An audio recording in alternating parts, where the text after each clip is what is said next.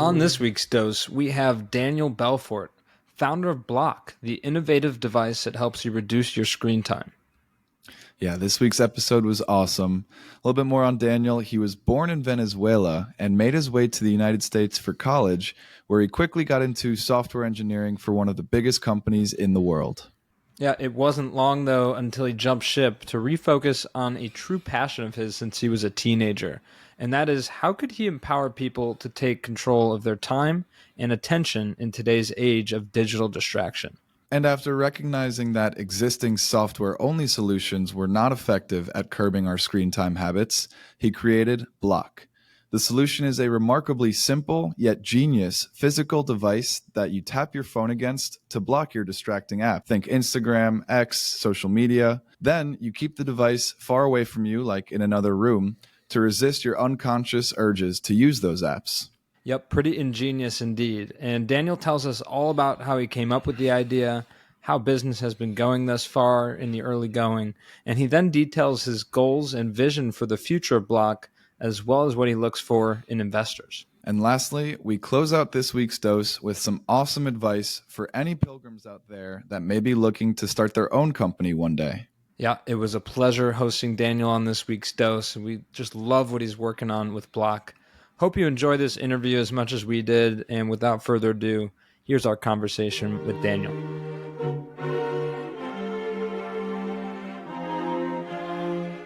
You see here, kid, you gotta just go for it. Don't think about what comes after or what came before. You just gotta bend your knees, take a deep breath, and jump. This is Venture Pill, your weekly dose of startups and venture capital. We break down recent startups in the news and interview founders and investors to help you stay informed in the evolving world of venture.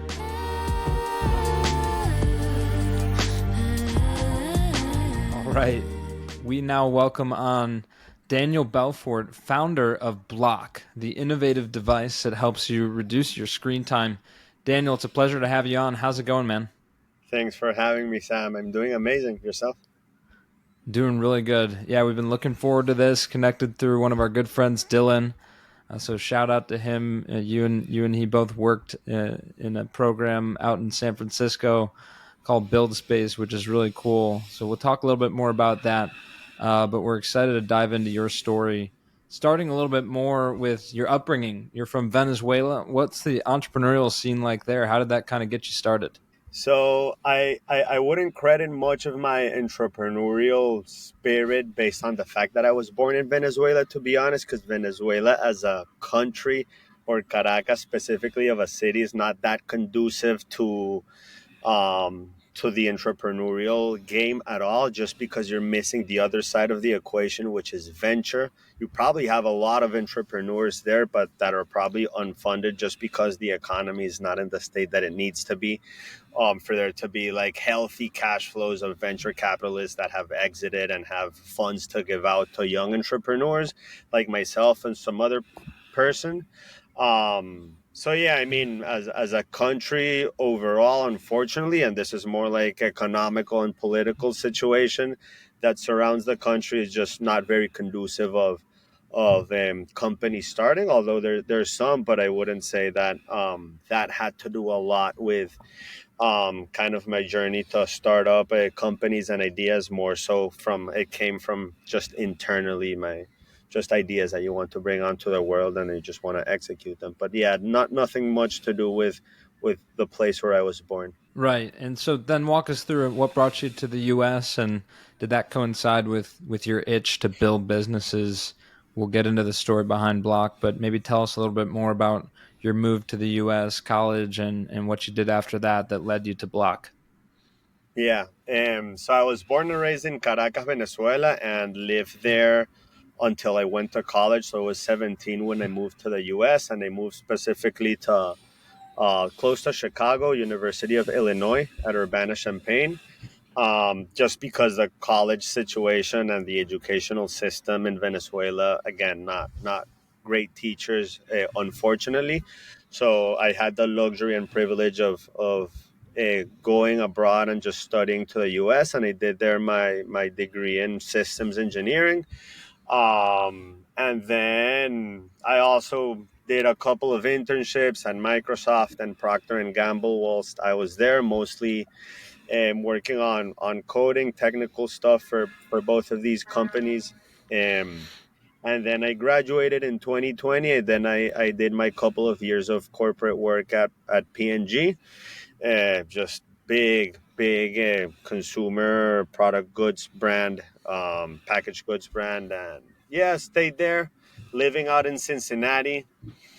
And I realized probably like a year in, it wasn't just serving myself, my internal self. I knew that my upside was capped, meaning if I worked twice as hard, I wasn't gonna earn twice as much money. I was on a very much linear curve for money to be made, and I knew that it was just that for one, and second, I wasn't just doing what I wasn't enjoying what I was doing that much, and I couldn't imagine myself staying there for 3 to 4 decades as some of my peers that went into the office had been. So it was just natural for me to take the leap of faith after that. And so, jumping forward a little bit, would love to get a little bit more into Block and the story behind it.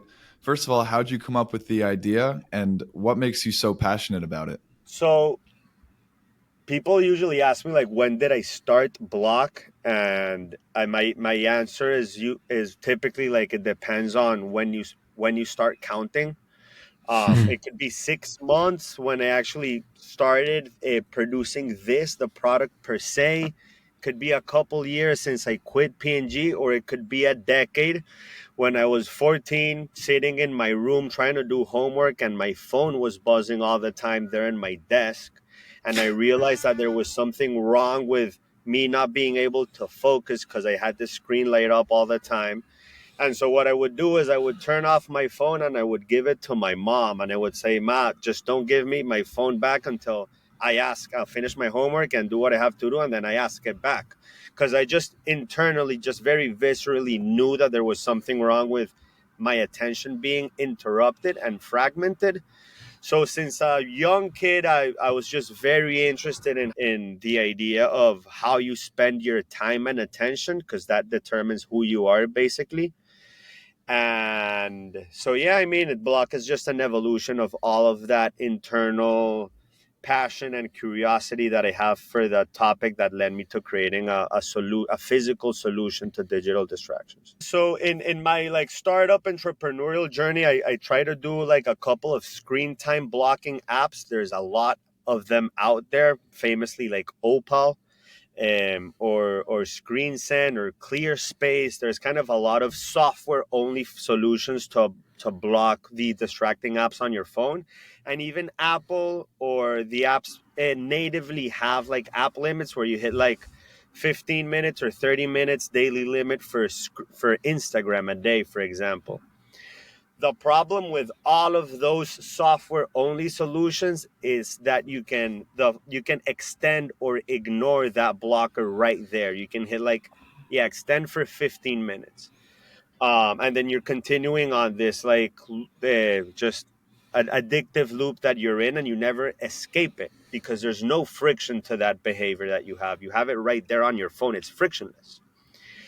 So I realized from personal experience, and because none of the software blocking apps out there were working for me, so I realized that fighting software with software was hard, and I needed to do something that's outside of it. And so I thought of creating that. You probably seen the kitchen safe. I think they're called case safes, where you put your phone and then you lock it for like a couple of hours and you can't use it, which is a great solution. But what if you have to order an Uber? Or what if you have to pay your friend in Venmo? Or you have to, Google Maps something, a restaurant, or call somebody. You're like doing this very binary approach of your phone, when in reality, it's a phenomenal tool. You have a supercomputer in your pocket. It's just a few distracting apps that like tend to lower its complete value and make you like have this addictive relationship with it. So having that in mind, that a binary solution could not work, having already the insight that finding software with software is hard, you start to look into what other alternatives are out there.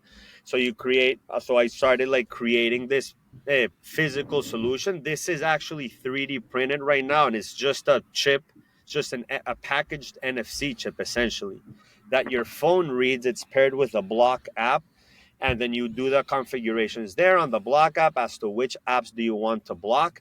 You tap the Blok with your phone to block access to these via the screen time API.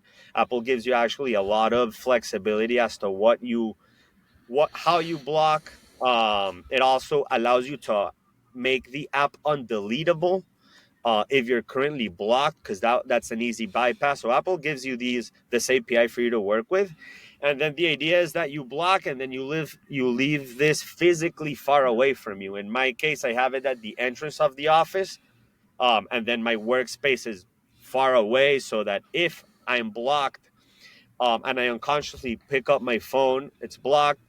For me to unblock, I'd have to walk a few feet to the entrance of the office. I'm probably not doing that. It was probably me just being unconscious.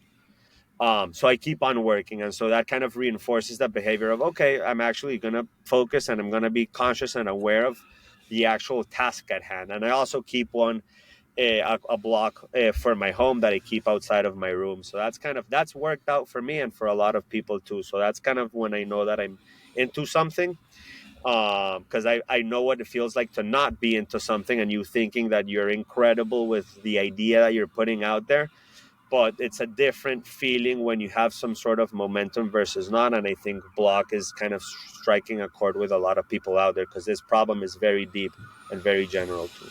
Yeah, certainly, and that's very well said. It's easier than ever to doom scroll these days, as a lot of us know. And I like though that it still allows you, if you're getting a phone call from a family member or need your phone for some essential use, Google Maps, whatever it may be, Yeah. it's not like your phone is locked away, and you can't open it for a couple hours or anything like that. So I like the unique approach to that solution. Curious to hear if you have any cool stories from customers about how Blok has helped them personally. Yeah, there's a lot. And to be honest, what fills me up with energy most than almost anything in the world that I could do right now, apart from like good food, good sleep, and exercise, right? Which are the basics. But like, um, what fills me up with joy is like a testimonial, like a review a message that somebody sends me as to how Blok has been helping them in their daily life. And it's and in Blok.so, the website, down there in the site, you can see a lot of testimonials that I've received. If you want to go read for yourself, they're all like authentic messages that people have sent over to me. It's usually along the lines of, thank you for helping me with this unconscious and unaware behavior that I have, that I'm trying to tackle, or like, this is the only solution that has worked for me for this type of problem that I'm having. Very typically is, now I don't doom scroll at night or early in the morning, which is so big and so important. Like, if Blok only works for you for that use case, which is you not going on Instagram or any app as soon as you wake up, then that gets you your money worth. Because the Yeah. morning is the morning is such an important and precious time for your attention, and throughout your day, that sets the mood, and late at night as well, as you're unwinding. But if you block at night, that means you're not doom scrolling at night or in the morning, because you have to unblock to get on these apps again. So that's a big kind of use case that I have as well.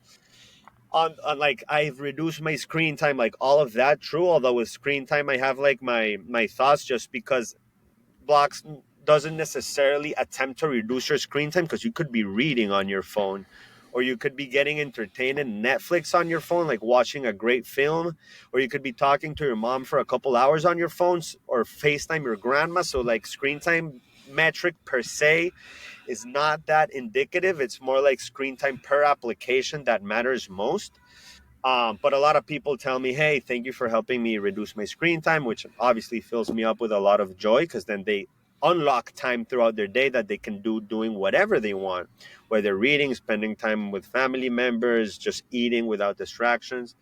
But then there's kind of this one message that I got that threw me off completely, that I never expected to receive such a message when I created the product. Like, and I never conceived that this was an option. But this person blocked their phone and then went on to bury the block. So they grabbed. Yeah, they went to a local park and buried it. And the message is there in the testimonials. And she says, like, I wanted to know what it felt like to have absolutely no temptations at all, or something along those lines. So, there's different use cases, but I would have never thought that that would have been one.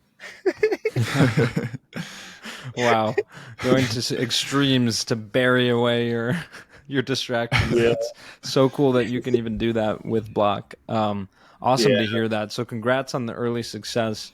We'd love to dive into a little bit more of the business and your short to medium term plans. mm, How are you growing yeah, this? How are you growing the team? And how do you think about the need for potentially fundraising, like you mentioned, venture capital, being a potential reason to move to yeah, the US and a better opportunity for being a startup founder? yeah.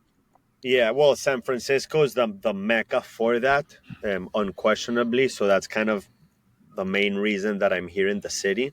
That plus you also have fellow founders and creators around you that you can create a lot of synergies with. So like San Francisco is the place to be for that venture slash startup scene. Um, so my kind of journey on that business side had been like I created the prototype for the product and sold a few hundred of those, and that kind of validated the idea that okay, I might be onto something here. But then to scale that, this eventually becomes a commodity because fast forward a few months and a lot of people can figure out how to package a sticker, basically, right?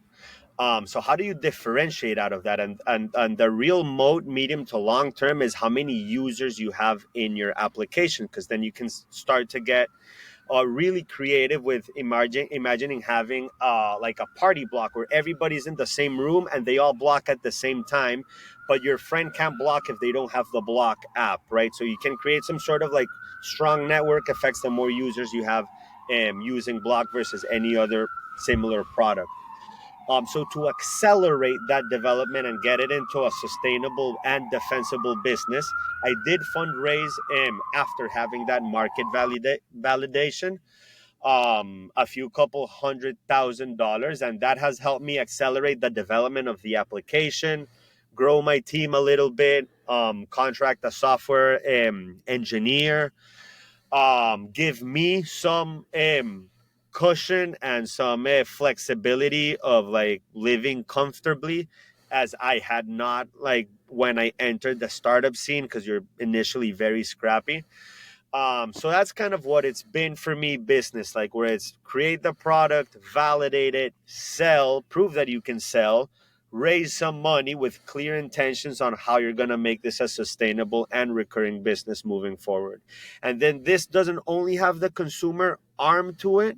Like right now, I'm only selling to people, individual customers like you and I, but then you can also imagine a school interested in having this within their installations per classroom, or a business, a corporate setting where you want to create distraction free rooms too. So there's also those very large untapped markets at this point. And they could be the recurring revenue for the business. Whereas a consumer, they really don't like a recurring subscription, so it's more like one time for them.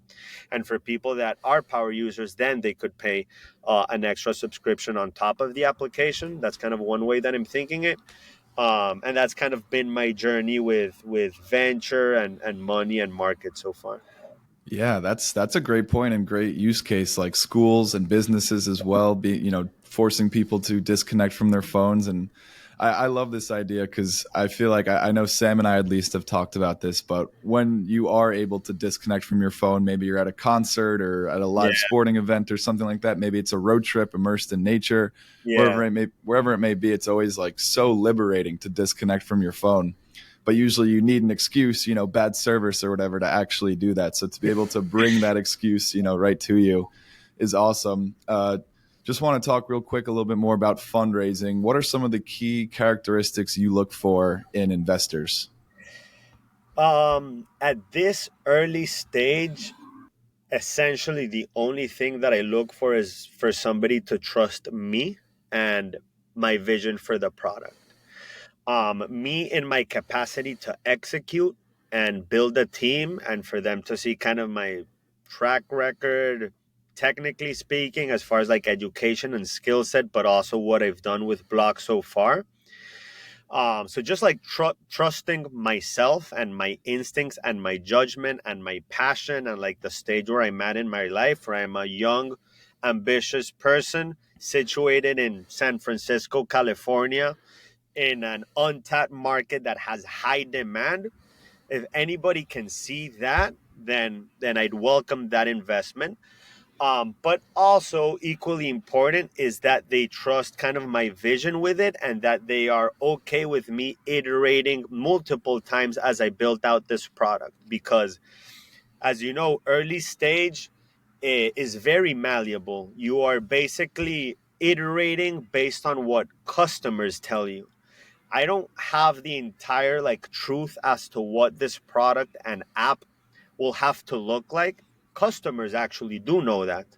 But then I have to get the product in hand of the customer first for them to give me feedback.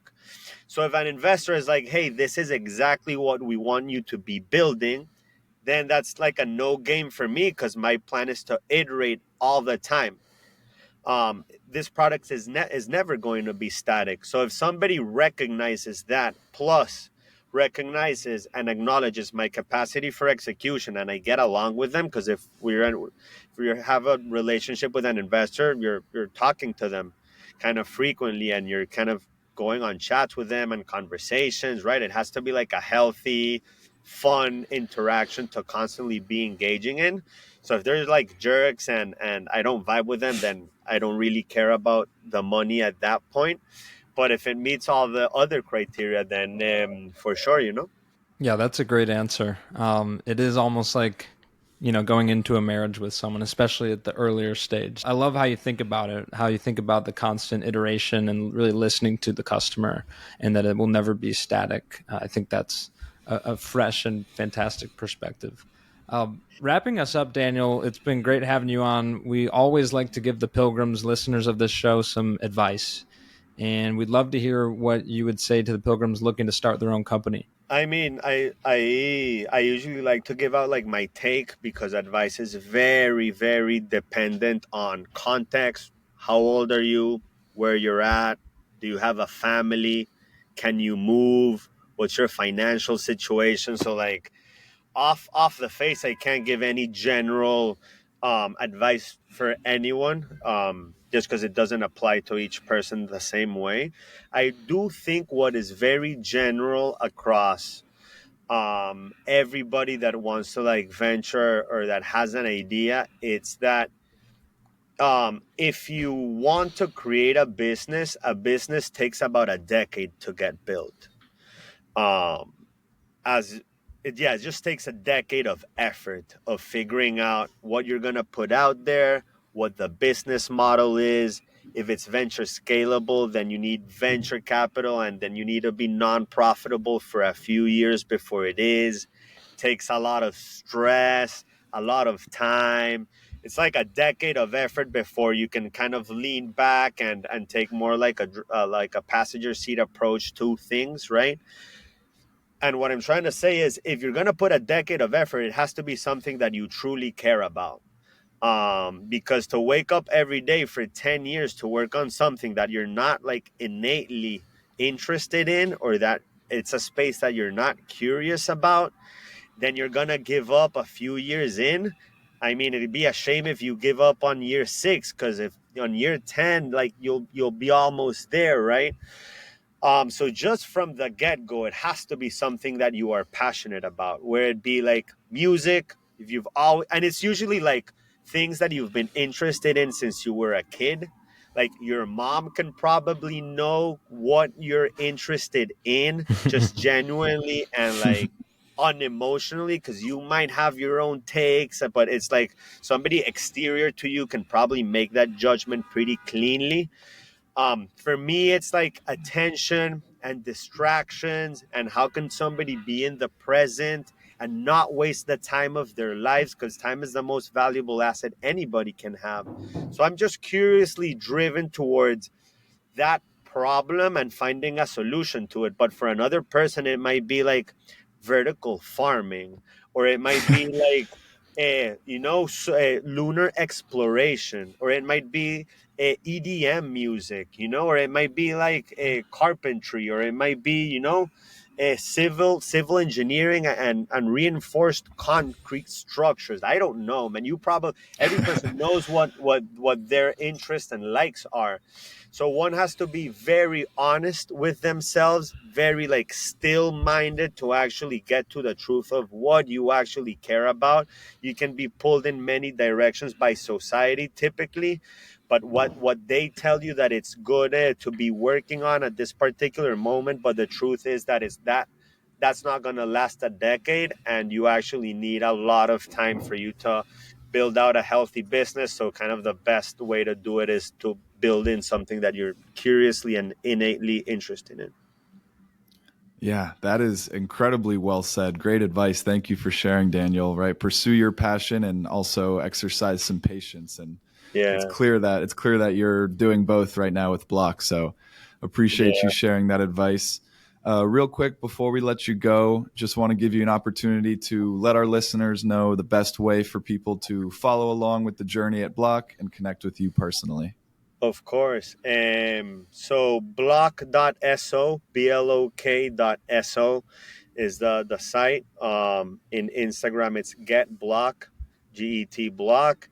And then my personal Twitter is at Daniel Belfort. I think that would be the best kind of channels to follow, either myself or the product that we're building with the Blok team. And just kind of to close out, and then to add on top of the previous answer that I was giving, is just like to have fun with it, really.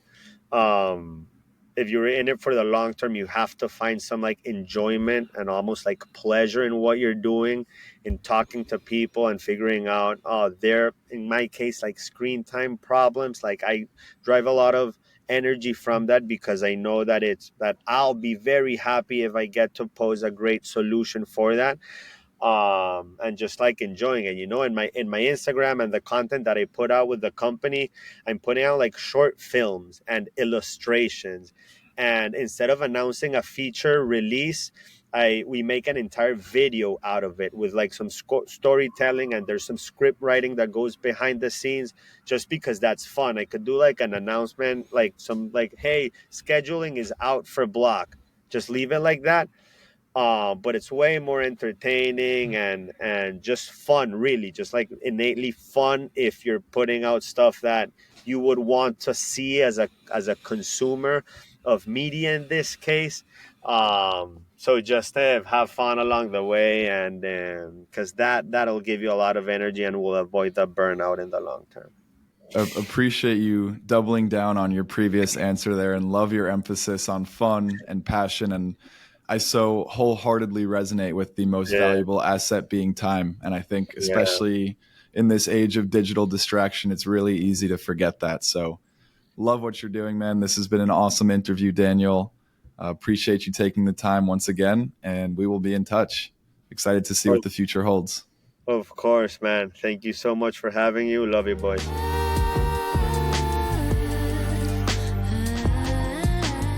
Thanks for listening. Join us next week for another dose of startups and venture capital. And as always, we appreciate our pilgrims spreading the word about the show. Share with your friends and help someone else make the pilgrimage. See you next time.